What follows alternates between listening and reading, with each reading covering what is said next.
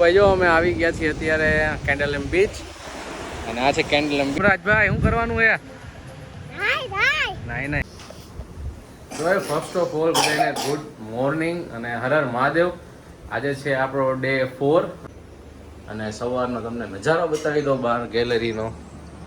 તો ભાઈ જો આ આખો ગેલેરીનો નજારો છે, એવી શાંતિ છે મસ્ત એવી. અને ભાઈ હોટલ તો શું કહેવાય પણ આ રૂમ એરબીએનબી જે છે એ ભાઈ એકદમ મસ્ત છે. કેમ કે ઓલમોસ્ટ તમે એક થાળી કે 2 જણા જમવા જાઓ એટલે 300 રૂપિયા પર હેડ ગણીને હાલવાનું મિનિમમ. એમાં જો તમે બીજું કાંઈ એક્સ્ટ્રા મગાવી લો સ્વીટ એટલે સીધા 200 રૂપિયા 150 રૂપિયા એક્સ્ટ્રા થાય છે.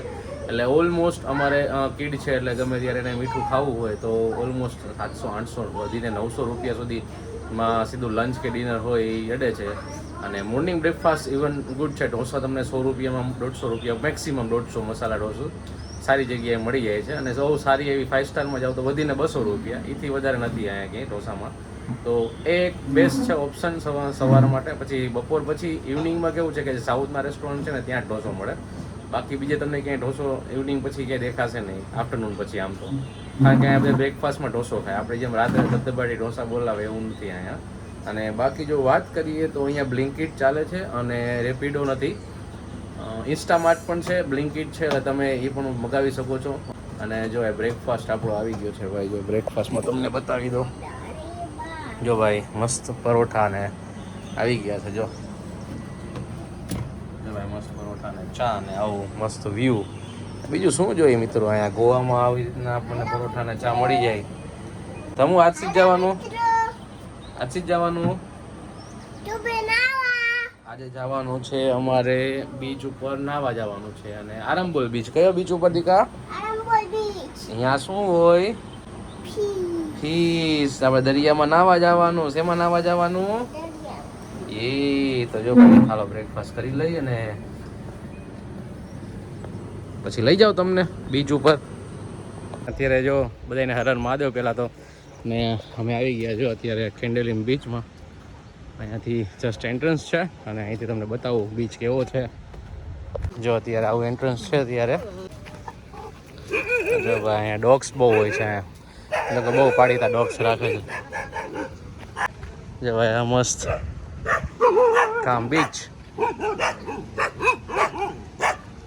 વાઇબ છે. જો અહીંયા તમે જો તમે અહીંયા વોલીબોલ રમવા હોય તો વોલીબોલ પણ રમી શકો છો. અને બાકી જો અત્યારે અહીંયા મસ્ત એવા ઝૂલા છે, અહીંયા બેસી શકો છો, એન્જોય કરી શકો છો. અને બાકી જો અહીંયા તમે મસ્ત એવું હા દીકા હાલો હાલો ના હાલો. જો અહીંયા મસ્ત આ છે કોસ્ટ કેફે. અને અહીંયા તમે જો કાફેની વાઇબ જોઈ શકો છો. અને બરોબર સામે છે ભાઈ દરિયો. અને અહીંયા તમે જો મસ્ત નાહી શકો છો. અહીંયા ફૂટબોલ ચાલુ છે. આ લોકો ફૂટબોલ રમે છે. સામે છે એ ફોર્ટ અગોડા છે, તો તમને દેખાતો હોય છે જો લાઇટ એ ફોર્ટ અગોડા છે. અને ધર્મરાજભાઈ જો આવી ગયા. ધર્મરાજભાઈ શું કરવાનું હે?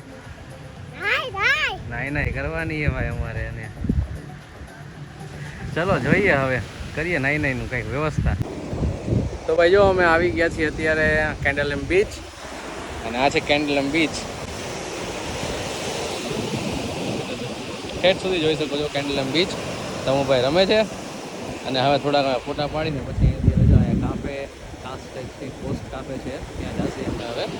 ત્યાં લગી અમે હજી ફોટા પાડી લઈ.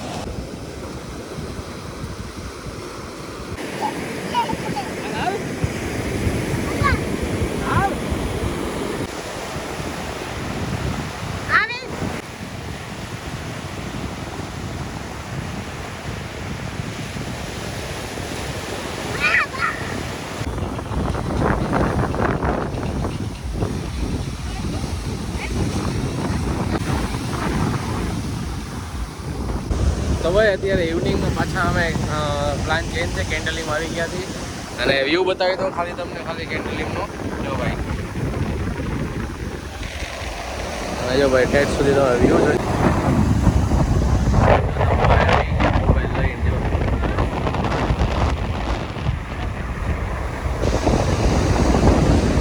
તો ઇવનિંગમાં જે મજા આવે છે ભાઈ સનરાઈઝ સનસેટ જોવાની ભાઈ ભાઈ અલગ જ હોય છે ભાઈ અહીંયા બીચમાં. અને ભાઈ જો આ કહેવાય ને વિટામિન સી એ આ કહેવાય ભાઈ. સિનિક વ્યૂ તમે બતાવી દો એકવાર, ખાલી જોઈ લ્યો ખાલી વ્યૂ. ઇવનિંગનો ટાઈમ છે, કેન્ડલ એમ બીચ છે ગોવા. અને ભાઈ વ્યૂ એક નંબર. જો ભાઈ હાઈ ટાઈડ છે અત્યારે, મોજા ફૂલ ઉછળે છે. અને ભાઈ સનરાઈઝ સોરી સનસેટ અમે જોઈ રહ્યા છીએ ભાઈ.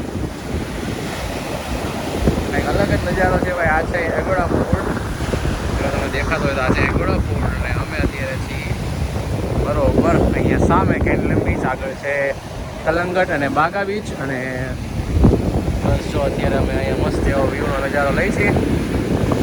તો ભાઈ આવું મસ્ત ગોવા છે. સ્કેમ થોડા થાય છે, બચીને રહેવાનું.